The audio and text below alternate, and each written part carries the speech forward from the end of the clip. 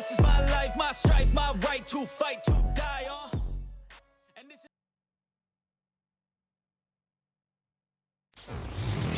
is...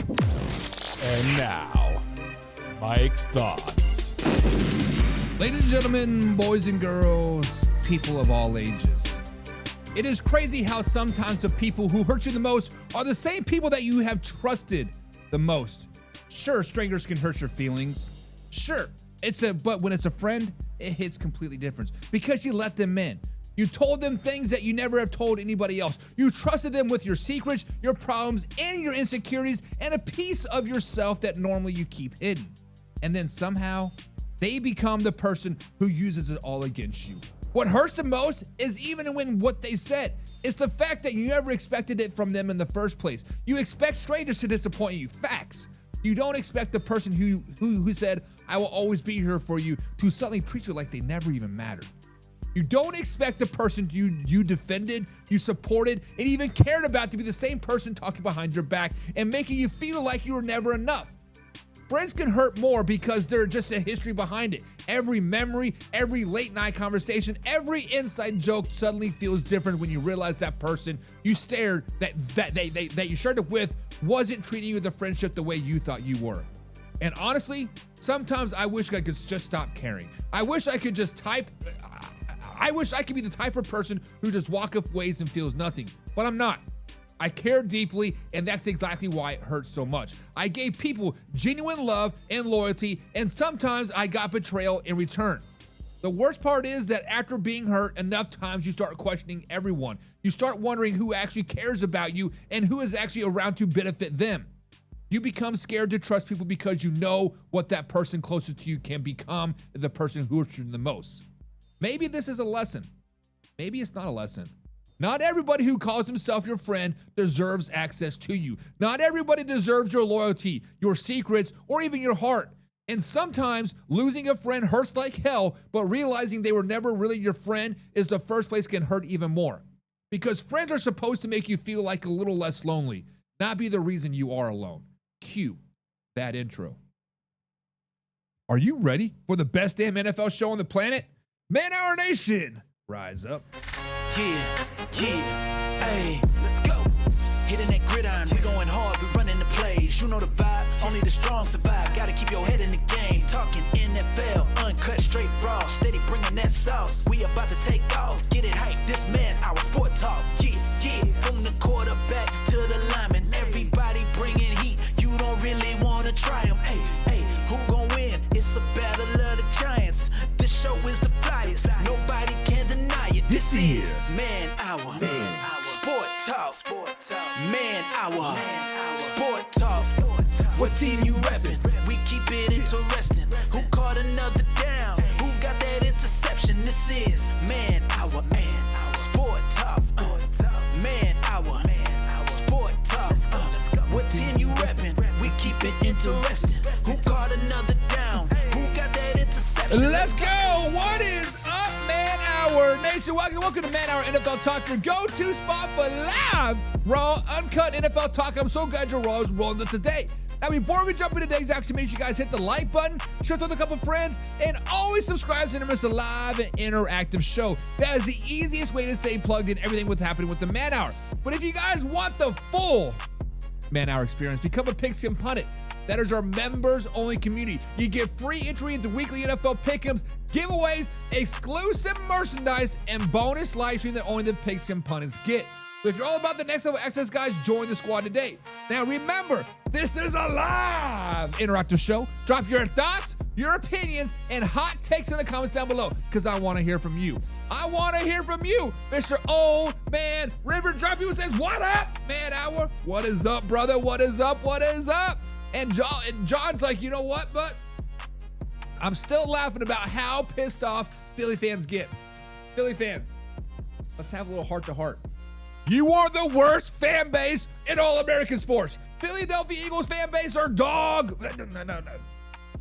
They're very polite people. Let's not get crazy. And John People says, that's life, brother.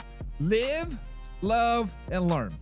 Listen, man, It is what it is. It is what it is. You got to roll with the punches and deal with the pain because that's what it is. And Yenzer says, slow down, baby. What is up, Yenzer? What is up? What is up, my man? Yenzer is a Pittsburgh Steelers fan.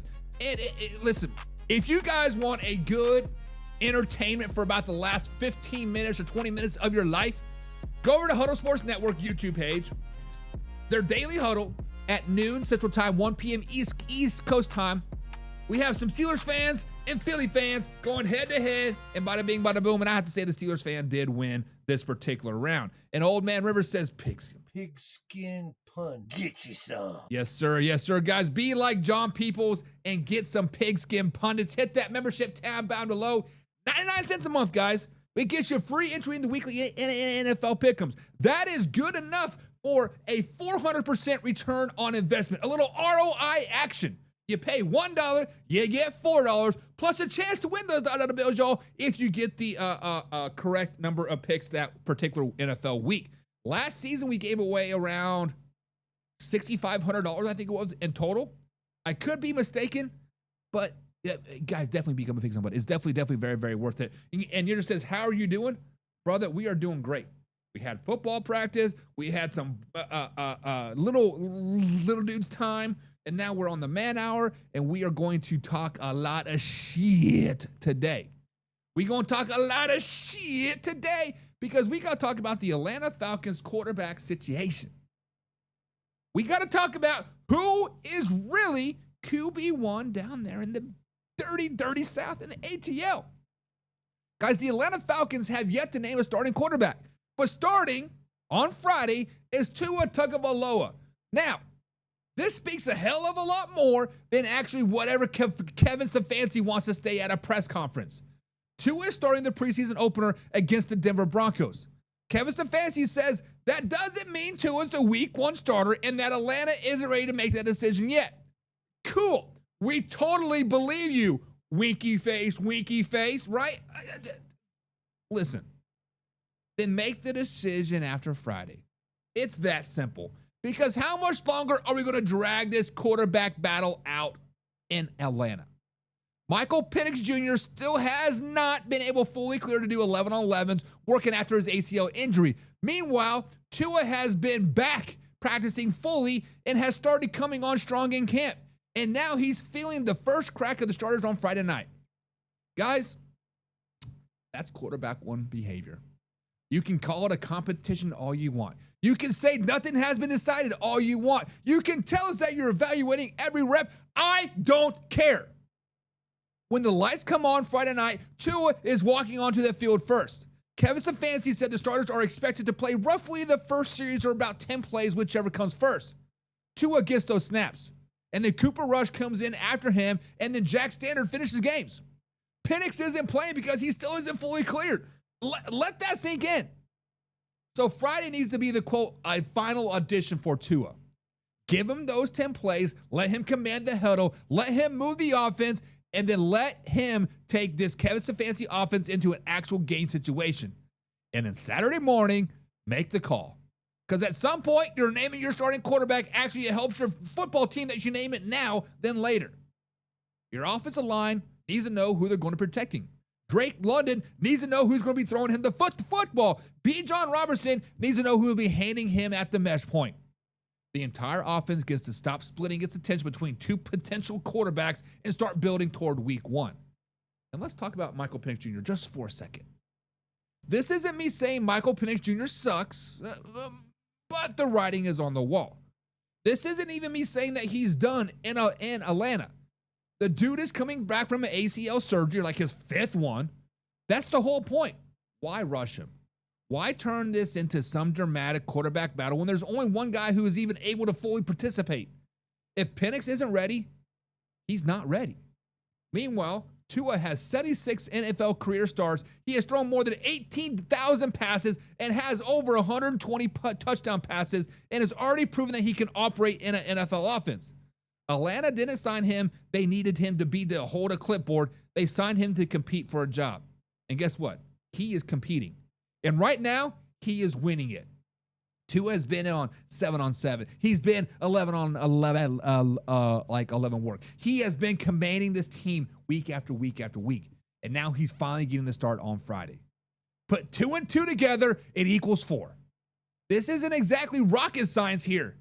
If Tua goes out on Friday and looks comfortable, moves the offense, and comes out healthy, name him quarterback 1. Dumb, simple as that. We're moving on. Then Michael Penix Jr. can continue getting healthy with having the pressure of everybody's asking him every single day when he's going to take the starting job back. And if Tua struggles on Friday, fine, go be it. Then maybe you leave that door just cracked just a little bit. But Atlanta cannot get into next week still standing on the podium saying, we're evaluating everything. Nah. You have week 1 game against the Pittsburgh Steelers on September 13th. Eventually, evaluation turns into preparation. Friday should be that line. Tua is getting the first opportunity. If he handles his business, makes him the starter, and gets this offense moving toward week 1. But Man Our Nation, what do you think? If Tua looks good on Friday night, should the Falcons immediately name him quarterback 1, or should they still wait and ponder if Michael Penix Jr. is going to get fully healthy? Guys, make sure you hit the like button, comment down below, and subscribe to the Man Hour so you miss a live interactive show. We are live Monday through Thursday at 9 p.m. East Coast time right here at youtube.com/Man Hour. Now let's get into the comments and discuss your thoughts. And Yinder says, Eagles fans are too easy to trigger. Facts, baby. Facts on facts on facts on facts. John People picks him punny. Big skin pun. Get you some. He said, I already knew the Bammy boy was going to start.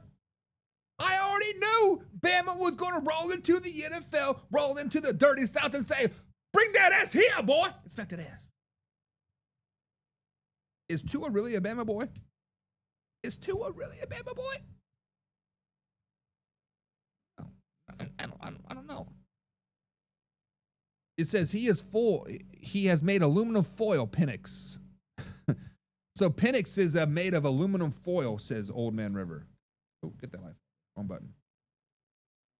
He has definitely gone through some, a lot of injuries in his career, from the shoulders to ACLs to like another shoulder. Yeah. What? And Yinder says, just like the Vikings fan situation with JJ McCarthy, Penix stood no chance. So to be fair, if you know, you know. Letterkenny, guys, check it out. You will not be disappointed. But Nasty never sees you in the wrong direction watching television on Hulu. Check out Letterkenny. Do it, or your mama's a hoe or something like that. I don't know. But I think in Minnesota there was a true quarterback competition, Yenzer. I truly think that J.J. McCarthy and Kyler Murray were battling for that number 1 quarterback spot. I don't think there was a number 2 quarterback competition, meaning like the loser was going to take the number 2 spot. It was number 1 or kind of be cut, right? Like I think that's where Minnesota was. However, I think you are right about Atlanta. The reason I think you're right about Atlanta is because Kevin Stefanski chose Tua to come into Atlanta. He inherited Michael Penix Jr. He inherited Bijan, Drake London, Kyler Pitts, etc., right? Really the only fingerprint of this team, meaning the Atlanta Falcons, that Kevin Stefanski has is Tua. So I am with you, Injur. It was Tua's job to lose. It was Tua's job not to like gain it. It was his job to lose. If I'm making sense. Am I making sense? Matt Henry says you can't hear me. Sorry about that. Hopefully you can hear me now. I had you on mute. My mistake. Let me go over here to Huddle Sports Network and make sure that the it is hooked up to the mixer and not something else. What's going on here? There we go. Audio. We are on Mac, so let me hit it to the mixer so you guys can hear the music and all the sound effects and that kind of thing. So, Matt Henry, you should be good now. Let me know. Give me a thumbs up if you guys can hear me now. Can you hear me now? Good. Can you hear me now? Good. Can you hear me now? Good. And John People says facts. Facts that Michael Penix Jr. is made out of aluminum foil. So, let me bring up that aluminum foil. Is aluminum foil like the hardest word to say in the English language, right? I mean, I have a speech impediment. I have a stutter, and I can say aluminum just fine. But then there's other people like, oh, aluminum. I don't know. Yenzer said, I share this to my Facebook page. Yenzer, I definitely appreciate the love, man. Definitely appreciate it. Guys, please hit the like button. Please share this and also subscribe so you miss a live interactive show. John Peoples, Pigskin Pundit. Pigskin pun. Get you some. Says Tua was quarterback one when he was acquired. I agree. Facts on facts on facts on facts. Go Pack, go all day long, baby. Says 38 points per game for the Bears. With what players exactly? Go Pack, go. Slow it down, baby. Because that's segment number 2. That is segment number 2. We are going to talk about that. And JJ blows. Damn. No love lost. No love lost, and for John Peoples and his Detroit Lions, he says JJ simply just blows. That's tough. Kyler all day, Norse wild card, and I agree. If Kyler Murray can play defense or play decent, very very good real possibility. So Matt Henry, let me know if you can hear me now. Can you hear me now? Good. Can you hear me now? Good. Still no. There you go. How about now? We should be good now. The thingies are going up and down. When I say the thingies, like the what is the thingies on the mixer that go up and down? It's not UVs, I don't know, AVs or something. I don't know. Go Pack Go says the Bears are in huge trouble, and I can hear you now. Thank you, Go Pack Go. Yenzer says the Vikings could be scary, man, if they had a consistent quarterback play. I agree. So let me go ahead and drop off this overlay because we're going to be done talking about the Atlanta Falcons right now. Let's go ahead and shift gears, shift it into third, pop it down. Whoa, go to the north, baby. Because when I did my way too early win-loss predictions back in May, going into June, I had the Minnesota Vikings as a bad team. I'm talking like 4 or 5 wins tops. Man, Our Nation, correct me if I'm wrong, but I had them as no more than 6 wins. I'll have to go back and look at my exact total, but I had them as a bad team. Basement dwellers in the NFC North. However, the more I look at them, the more I watch their team practice, and the more I watch OTAs, because OTAs matter, the Vikings are a very, very boom or bust team. If they have consistent quarterback play, they could very easily be a 12, 13, 14 win team. If they have bad quarterback play, they could very easily be that 4, 5, 6 win type of team that I predicted back in May. With that being said, I feel there's no mediocre point for the Minnesota Vikings this season. They are boom, 14 wins, or bust, 3 wins. There is no 7, 8, 9 win season for the Minnesota Vikings this season, in my humble opinion. Now, could I be wrong? Absolutely. Am I wrong? Absolutely. Not. Double negative there. Something like that. Whatever. I'm no English major. There's a reason why I'm from Kansas. We don't know how to speak or spell words. That's just what we do. With that being said, consistent quarterback play. The Chicago Bears are in trouble from the Minnesota Vikings. The Green Bay Packers are in trouble. They have a chaser now in that division. And the Chicago Bears, thou shalt not trust the Chicago Bears until December. And at last check, it's still August. So correct me if I'm wrong. I'm not, but it's not December. And John People picks some pun. Pigskin pun. Get you some. Said you definitely had them at the bottom. And John says the Vikings will go 11-6.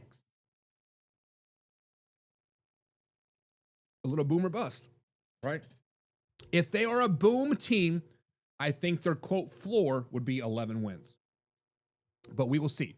We will see probably first week of September. No, last week of August. Last week of August, we will do our official picks for the NFL season. We'll do the playoffs. We'll have our Super Bowls, all that kind of stuff. But right now, let's talk about the Chicago Bears. Let's finally shifted into high gear. We are all through the Chicago tolls and whatnot. We're over there in Hammond, Indiana, the new location of the Chicago Bears. And Ben Johnson wants the Chicago Bears to be the highest scoring offense ever in NFL history. You guys heard me right? Ben Johnson wants the Chicago Bears to have the highest scoring offense in NFL history.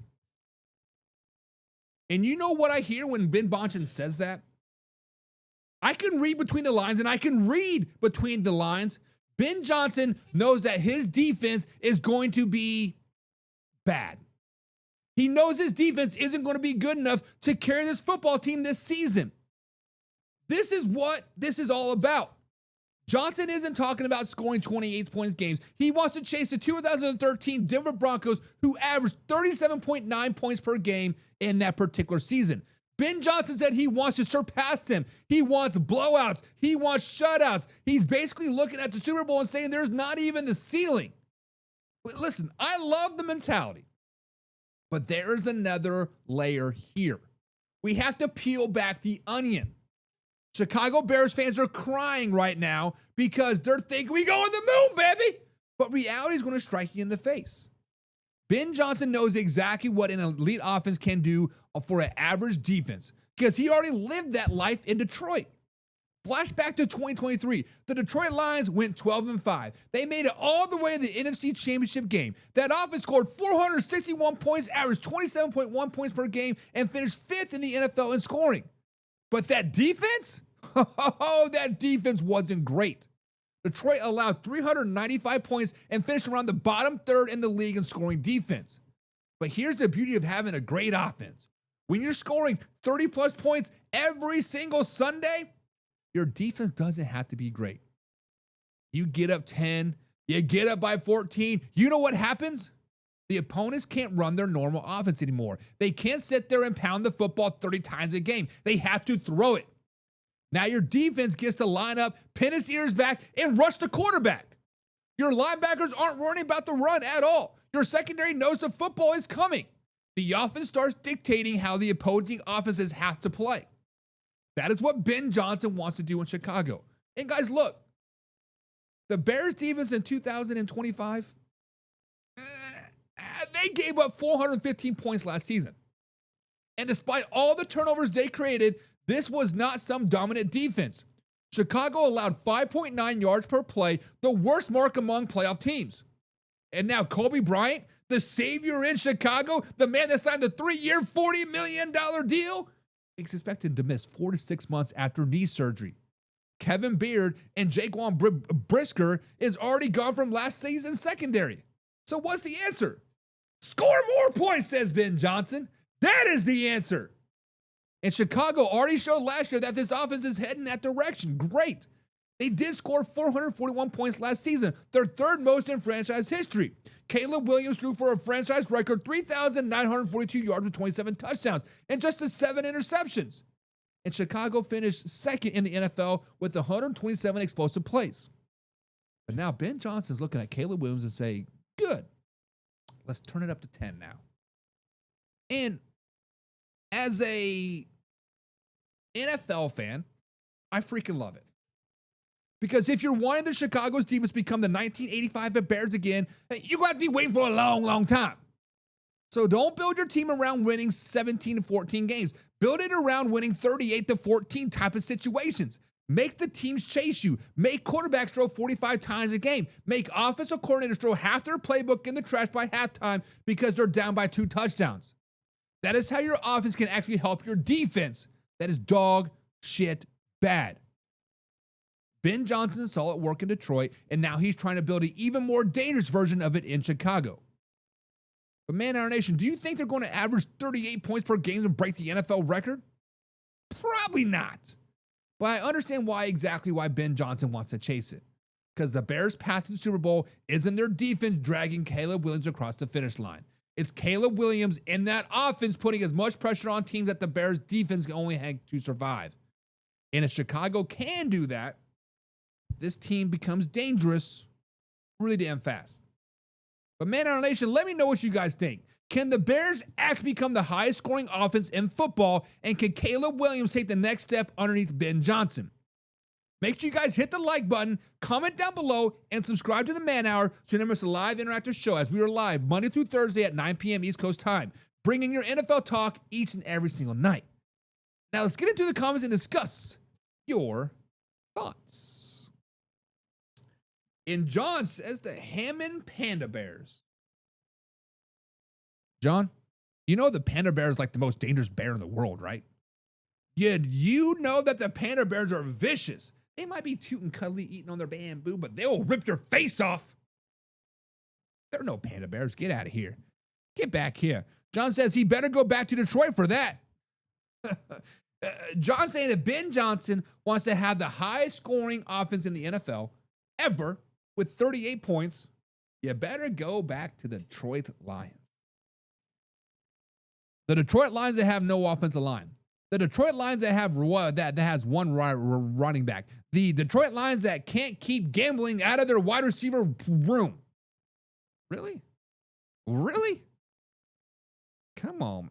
Come on, dog. Come on, dog. And on how many Hail Marys? Caleb Williams had a lot of explosive plays last year.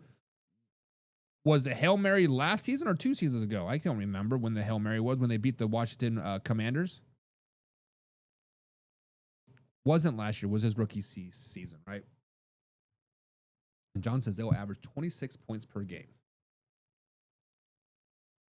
I feel that that's about the NFL average, right?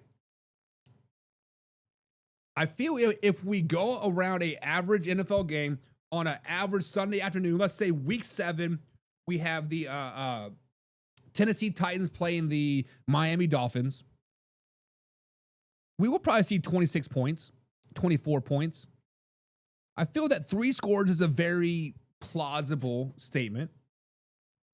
That's 4 scores for the Chicago Bears. And John Sensible says, nope, they will not average 38 points per game. Pigskin pun. Get you some. I agree with you, John. I agree with you because Caleb Williams is going to have a lot of interceptions this season. Yenzer says the Bears are going to regret signing Devin Bush. Devin Bush, formerly of the Cleveland Browns, formerly of the Pittsburgh Steelers, and now a Chicago Bear. I was never a huge Devin Bush fan, Yenzer, but I also didn't hate him either. It seemed like he would always go out there and do his job. What was expected of him, what was asked of him. However, as you are correct, I have heard you say this. I don't know if it was via talking or via typing, but basically what you're saying is Devin Bush was a good player because of Myles Garrett and because of TJ Watt. You are saying that Devin Bush does not have that in Chicago. And I would have to agree with you on that. He does not have that dominant edge player, that dominant front 4 type of person. You are 100% correct. However, maybe that will fuel his fire just a little bit, right? Maybe he'll rip and swim and chop and turn the steering wheel on those players just a little bit more because he has to. Because he has to. And Go Pack Go says the Bears won't be better than the Packers on offense this season. And now, I understand Go Pack Go all day long. You are a Packers fan. But I also understand that you are a level-headed fan.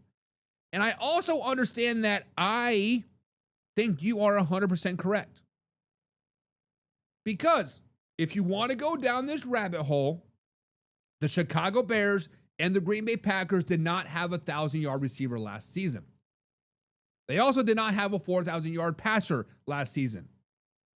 Now, with that being said, I think the Green Bay Packers are finally making moves in the right direction. Because the last 2, 3, potentially 4 years in Green Bay, it's been wide receiver by committee. Who is going to step up this particular game? Is it going to be Watson? Is it going to be Dobbs? Is it going to be Reed? Is it going to be Golden? Is it going to be Kraft? Like who? Like we never know who the go-to guy was. Now Christian Watson got those da-da-da Bills, yo. Romeo drops Dobbs is now in New England. Per money, the Green Bay Packers now officially have that number one receiver. Christian Watson should get at least 30 to 40% of the looks each and every single game. They have a true established number one receiver. They have a true established number two receiver. Do they have a true number three receiver? To be determined, right? But if you go spot by spot by spot, is Christian Watson or is any Bears receiver better than Christian Watson right now? Luther Burton, Rome. Who else do they got? The answer to that question is like no. Any receiver on the Chicago Bears is not better than Christian Watson. Number two, let's say is Matthew Golden. Is Luther Burton better than Matthew Golden? Maybe. I wouldn't say over his season he'll be better, but he'll have flashes of better greatness, right? I think Luther Burton II will have flashes of greatness this season.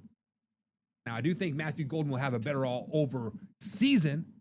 More yards, more touchdowns, more catches, more yak, that kind of situation. So, go Green Bay Packers. Now, let's go to the tight end side of things.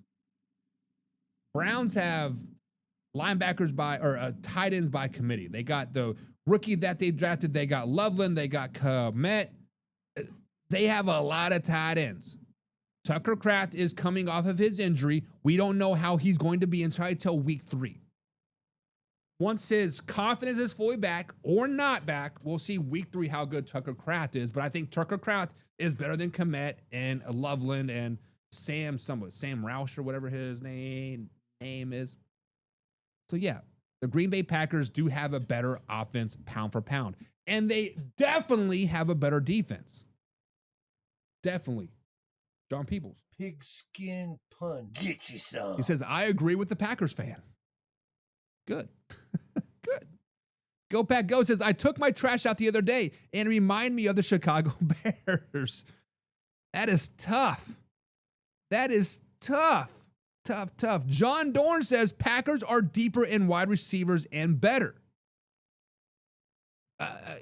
Yes, John Dorn. First of all, Dorn, welcome to the show. And I do have to agree with you. I think the Green Bay Packers are they really deeper though? I think the Bears go 4, maybe 5 deep, and the Packers maybe go 4 deep. I would have to go revisit the Packers wide receiver core, which I will watch their practice tomorrow, actually, because it was live. Was it? Go back to the Fan Fest thing or whatever it was. Go Pack Go says the Bears are extremely overhyped.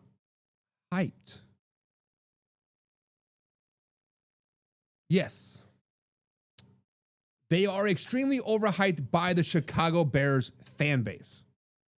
Most of the media, most of the people that I watch, the Ken and Rob and those guys, myself, even Combsy, which is a Bears fan, they are optimistic, but they're like, 14 wins, y'all need to slow it down. Y'all need to slow it down, baby. But there are those Bears fans out there, you guys know exactly who I'm talking about, that have been really overhyping their team. They expect Caleb Williams to be 45 to 5,000 yards passing with like 45 touchdowns to 6 interceptions or less, right? And 14 to 15 wins and 5 to 6 Super Bowls in the next 10 years. And listen, I get it. Root for your team, be excited about it, but also be realistic. Me as a Chiefs fan, I could very easily say, oh, they'll go 15-2 and go Super Bowl this season. But no, I have the Kansas City Chiefs going 10-7 this season. Second place in the AFC West. Sometimes you got to be realistic. And yes, the Chicago Bears right now are extremely overhyped by the fan base. by the people that are so blinded by a little bit of success that they think they're going to go to the moon, baby. Matter of fact, this particular Bears fan, you guys know exactly who I'm talking about, was pissed off because, what was it, FanDuel or BetBook or somebody projected that the Chicago Bears were only going to get 10.5 wins this season. Highest in the NFL, I might add, but projected that 10.5 wins. And they lost their shit over Vegas betting odds. Damn. John Peoples picks and punted. Pigskin pun. Get you some. Says, I'm honestly thinking the Bears will go 9-8 this season. And honestly, that is not a bad take whatsoever. I am kind of there with you, because that said Bears fan did bring up a great point that the Bears really don't have a tough schedule this season. They don't play back-to-back tough games. Meaning, when we think of tough games, we're thinking about the Philadelphia Eagles, the Green Bay Packers. They don't play back-to-back divisional games. They don't play back-to-back primetime games, and they don't play back-to-back games where the team was above 500 last season. Now, will that all change? Sure. Week 7, all of that out the window, right?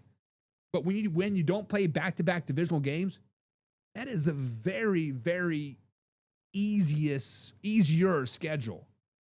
And 9 wins is definitely not off the table. Go Pack Doe says DJ Moore is no longer a Chicago Bear. I didn't say DJ Moore, right? I know he's with the Buffalo Bills and probably going to be a godsend over there. If I said DJ Moore, I totally misspoke. Luther Burton and Rome are the 2 receivers that I'm keeping my eye on in Chicago. Go Pack Go All Day says the Bears will have more injuries with much tougher opponents. Opponents are a little bit tougher, yes. However, we cannot anticipate injuries, right? We don't wish injuries on anybody. It's just, it is what it is.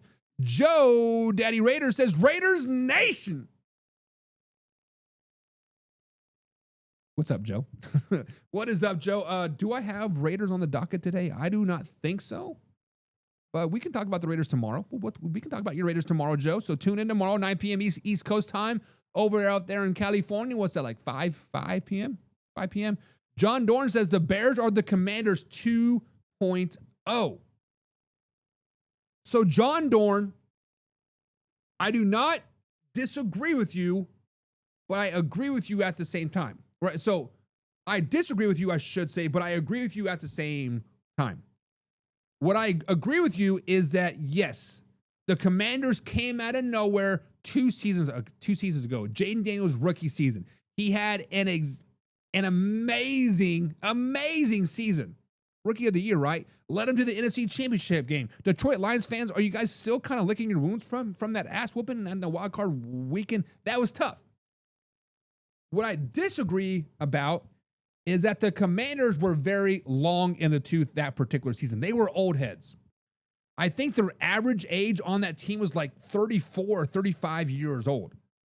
The Chicago Bears are still very, very young. They're still coming into their own, trying to find their ways, right? If you think about it, their elder skill player is DeAndre Swift. And he's only in what, year 6? Maybe 7? Because Rome is still on his rookie deal. Luther Burton is still on his rookie deal. Caleb Williams is still on his rookie deal. I mean, the offensive line has a little bit of veteran leadership, but I'm talking about skill players. Komet is still on his rookie deal, right? No, sorry. Loveland is still on his rookie deal. Komet does have a deal, which he's a little longer in the tooth, but he's still only like 27, 28 years old. But I agree with you, but disagree with you. But I do think that the Bears will fall off a lot this season. Buffalo DJ, listen, if I said DJ Moore in Chicago, I was totally misspoke. So, but thank you guys for correct me on on that. I hope you guys just troll me. I don't think I said DJ Moore. Go Pack Go All Day says yes, the Bears offensive line and tight end room improved, but their defense is trash. Where did the tight end room improve? Let me be devil's advocate here just for a little bit. Drafting a rookie tight end to be like a third string blocking tight end, how does that improve your room? Yes, Loveland is going to be better this season, but Kmet is going to take a step back. So I don't think the tight end room got better. And the offensive line, yes, they added some potentially nice pieces, but Joe said it best. Until we see it on the field, do we really trust it? I don't know. Go Pat Go says Matthew Golden will be wide receiver number 1. Really?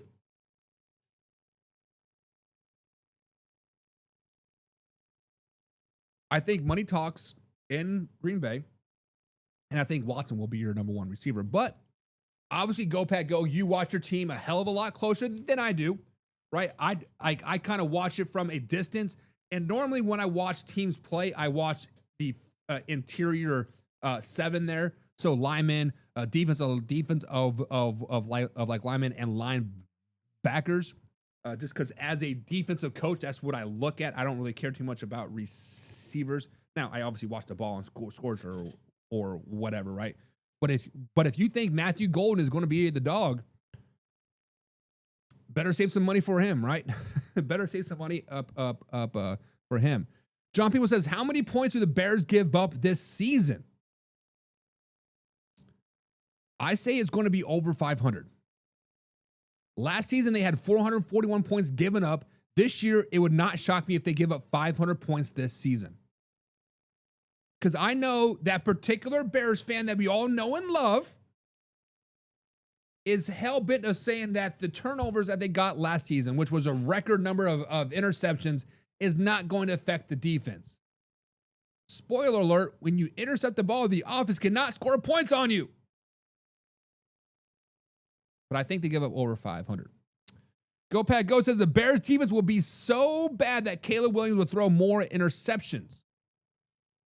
I agree. He will start to force the ball, start to feel that little bit of pressure, kind of like have to be Superman, right? And when he's loose, he is great. When he's not thinking, he is a top 10 quarterback. However, when the butthole gets a little bit of puckered, you can call him Iceman all you want, right? The ball is going to bounce the other way.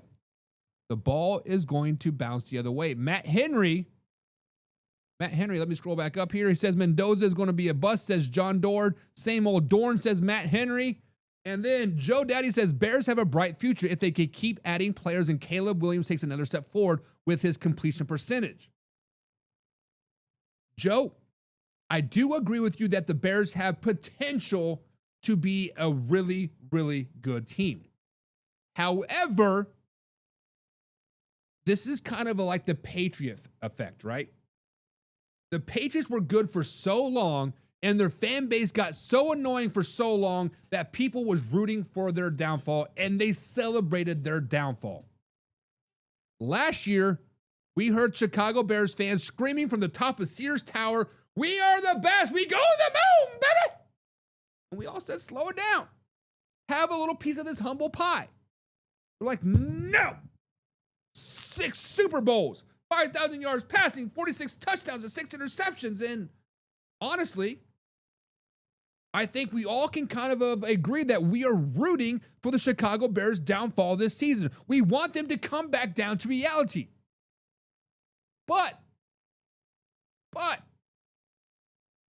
if they do keep building pieces, if Ben Johnson still keeps being positive, if Caleb Williams' skill keeps growing, it could be a very, very competitive team for years to come.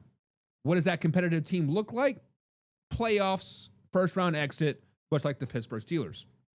Go Pat Go All Day says Kraft could be better than ever. We will see. We will see. I hope he does come back, and I think he should do well. Go Pat Go says the Bears might get 7 wins or less. But then he come back and says Bears will get less than 10.5 wins. I am with you on the less than 10.5 wins, but I think 7 wins is a little too low. I have to go back and look exactly what their schedule is, which we'll do that in 2 weeks and give our official picks. But I 7 seems a little low to me. 7 seems a little low.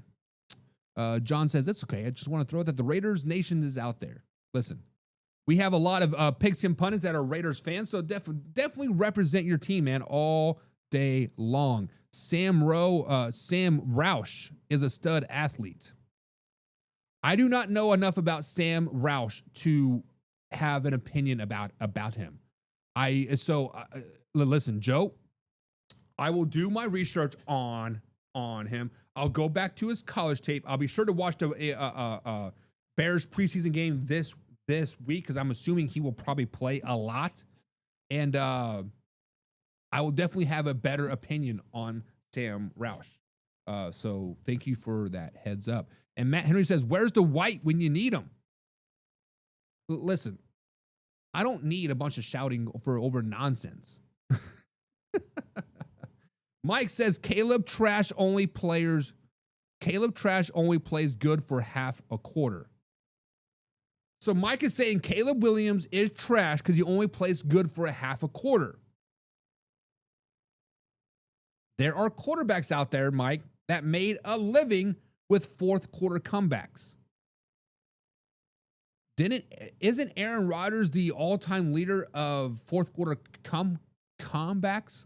Now, I'm not saying Aaron Rodgers is like his trash by any stretch of the imagination, but great players step up when the moments are the toughest. I think Patrick Mahomes is the greatest fourth quarter quarterback. He is the best fourth quarter quarterback of all time. First half, he's good, not great. Third quarter, great. Fourth quarter, elite. So, I mean, it's not a bad thing, but you know what? It is what it is.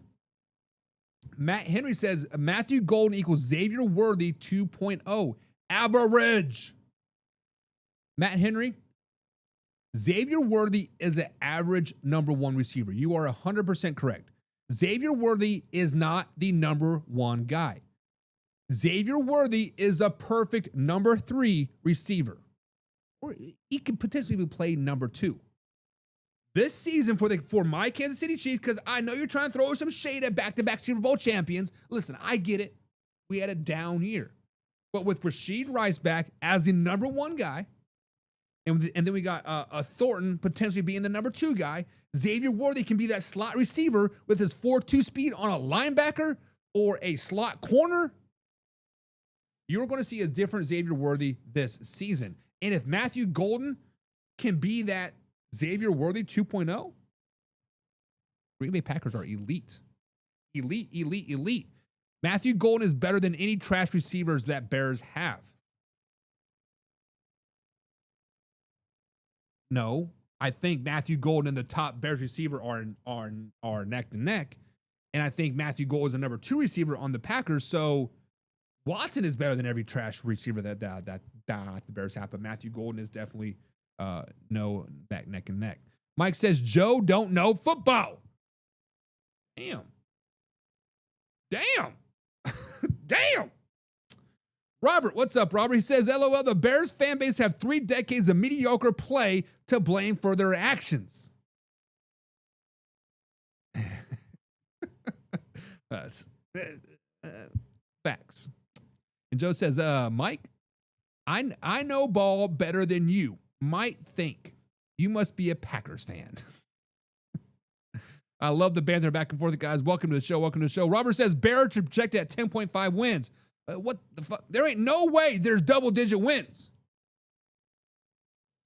Robert, just because I'm curious now, let me go to manhourradio.com. Let me click on the Chicago Bears, and let me click on their schedule, and let's see if they have 10 wins in the tank.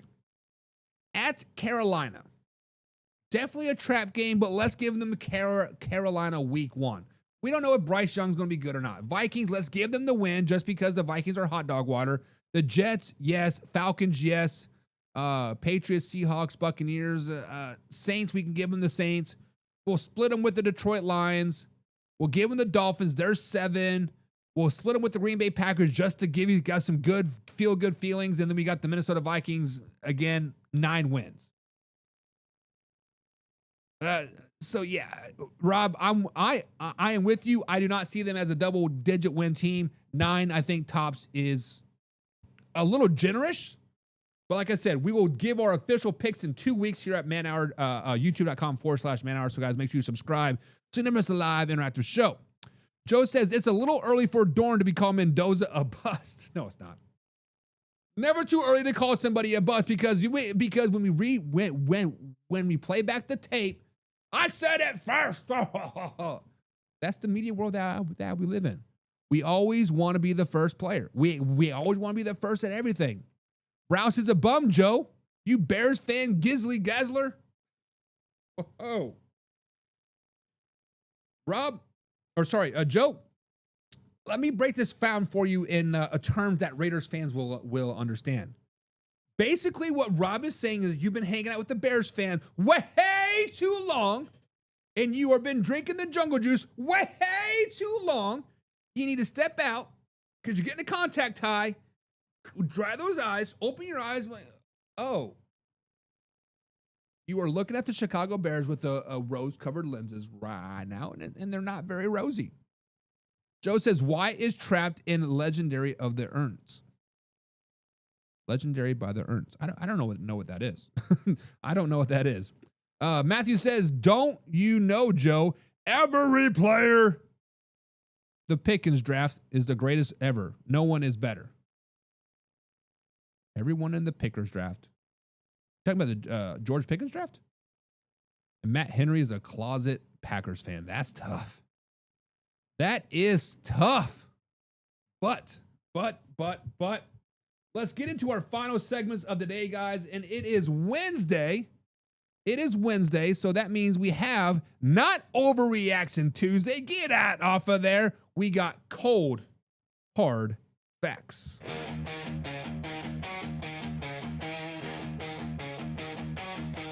No sugar, no spice, no sweet disguise. The truth is a blade that cuts through lies. No fluff, no frills, just a raw steel bite. Cold hard facts, they don't play nice. Sharp as ice, no need to think twice. Cold hard facts, they hit, they slice. All truth, no fluff, no dice. Alrighty, Man Out Nation, it's time for some cold, hard facts. If you not have seen this segment before, let me break it down for you. We're going to lay down some straight facts, no fluff, straight, no sugarcoating, homie, just a real, undeniable truth of what's going on in the NFL world. We're going to talk about the cold, hard facts, cut through all the noise, get to what is truth. So, if you guys are on board, let's take it to the bank. Let's take those facts and buckle up because there's nowhere we're going to drop some knowledge. No overreaction, no exaggeration, just pure, cold, hard facts. Cold hard facts, they hit, they slice. All truth, no fluff, no dice. Alrighty, Man Out Nation, for the first cold, hard facts of the day, we got to buckle up and go over to the AFC West. We've talked a little bit about the NFC North. We've done South. We need to take it over there and talk about Bo Nix and the Denver Broncos. Guys, the cold hard fact is this. Bo Nix is entering a make or break season for the Denver Broncos. And now, when I say make or break, I'm not saying Denver is going to cut him if they don't make a Super Bowl run. I'm not saying this season determined that Bo Nix is as good young quarterback as he is, right? Is he a good young quarterback who benefits from a Sean Payton and elite roster? That is what we need to decide. Or is he a legitimate franchise quarterback who deserves to be paid like one? Because Denver isn't rebuilding anymore. They aren't hoping to sneak into the playoffs anymore. Their expectations in Denver is a Super Bowl. The excuses are gone. Look at what Denver has built around this dude. Cortland Sutton is coming off another 1,000-yard season. Now you add Jalen Waddle to the receiving room. You got Marvin Mims. You got a roster returning nearly everybody from the team that just went to the AFC Championship game. And most importantly, you got a pretty damn good coach in Sean Payton. What else do you need? We're past the point of saying Bo Nix is young. We are past the point of the development stage. This is year 3. Now, I need to see you become this reason Denver wins football games. Last season, it changed everything. Yes, last year, the Denver proved that it belonged with the big boys in the AFC. They beat Buffalo 33-30 in overtime in the divisional round. Now, they did lose to the Patriots 10-7 in the AFC Championship game, but it was snowing. Backup quarterback, Bo Nix wasn't there. Would it have changed? Probably not. When your defense holds somebody to 10 points in an AFC Championship game, you're supposed to win that football game, period. Does Bo Nix win that game? Probably not. That's where the quarterback has to become the difference maker, because championship quarterbacks eventually have to make championship plays. You can't always depend on your defense. You can't always depend on Sean Payton to dial up the perfect play. Sometimes it's going to be 3rd and 8. Everything breaks down, and your quarterback has to win the damn game. And now comes the money aspect of it. Because here's why 2026 is so important for Bo Nix and the Denver Broncos. After this season, the conversation has to start changing. Is Bo Nix good? How much is Bo Nix worth? Because he's a part of the 2024 quarterback class approaching extension territory, alongside guys like Caleb Williams, Jane Daniels, and Drake May. And quarterbacks' contracts do not come cheap anymore. If Denver is eventually going to hand Bo Nix their franchise quarterback money, they need to know that I'm paying for a franchise quarterback, not a system quarterback, not a game manager, not a guy who's pretty good when everything around him is perfect. A franchise quarterback. Excuse me. The ankle doesn't change anything. Yes, Nix had ankle surgery after the season, but he has been cleared for camp. He's been playing in camp, and he's been looking pretty damn good. Because that's the part that makes Bo Nix dangerous, is his legs. He is able to extend plays, make defenses count for you, but now combine that elite athletic ability with another year of experience and take the next step as a passer. That's what Denver Broncos need. Is it Super Bowl or bust in Denver? Not exactly. I do not think Bo Nix has to win the Super Bowl to prove himself. I do not think that. Football doesn't work like that. But he needs to show me that Denver can win a Super Bowl because of him. That's the difference. If Denver gets knocked out and Nix throws for 330 yards and 3 touchdowns and plays his ass off, I'm fine with that. But if you're sitting here in January after a playoff loss when Denver only scores 10, 3, or even 7 points, and the defense did its thing as it could, we're having a different completely conversation, because eventually the quarterback has to carry his share of the weight. The Denver Broncos have already extended Sean Payton. They have already built the roster. They have surrounded Bo Nix with weapons. They have built a team that expects you to compete for championships right now. So Bo Nix, the ball is in your court, because the cold hard fact is 2026 is the season where Bo Nix proves whether he's simply the Denver's quarterback or whether he's a Denver's franchise quarterback. And there's a massive difference between two of those things.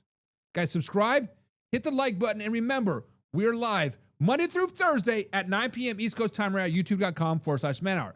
Now let's get into the comments and discuss your thoughts. Mike says the cold hard facts is that, Joe, the Raiders are trash. That's tough.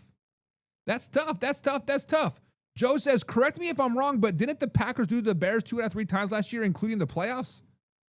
I'm not glazing to see what's happening. Packers fans are in denial. Ooh, that's tough, baby. That's tough. But you are right. Mike says Bo Nix is better than Caleb Williams. Honestly, Mike, that's not saying a whole lot. That's not saying a whole lot. But Joe says Bo Nix ain't it, bro. And Joe, I am with you on this. There are many times last season that the Denver Broncos won in despite of Bo Nix. Meaning Bo Nix was doing everything he could to make the Denver Broncos lose. And as a AFC West fan, Joe, you've seen the Broncos play at least twice a season. Can you tell me legitimately that Bo Nix elevated the players around him? Did he make Sutton better? Did he make, a couple years ago, did he make Jerry Jeudy better? Did he make J.K. Dobbins better? Did he make R.J., what's his name, better? I have to say no, and no. Now, Bo Nix is a game manager, in my opinion. Is that a bad statement? No. There are game managers across the NFL. Geno Smith is a game manager. Let's see here. Who else is a game manager? why his name's dropping. Brock Purdy is a game manager. Sam Darnold is a game manager, right? There's a lot of game managers out there, and that's not a bad term.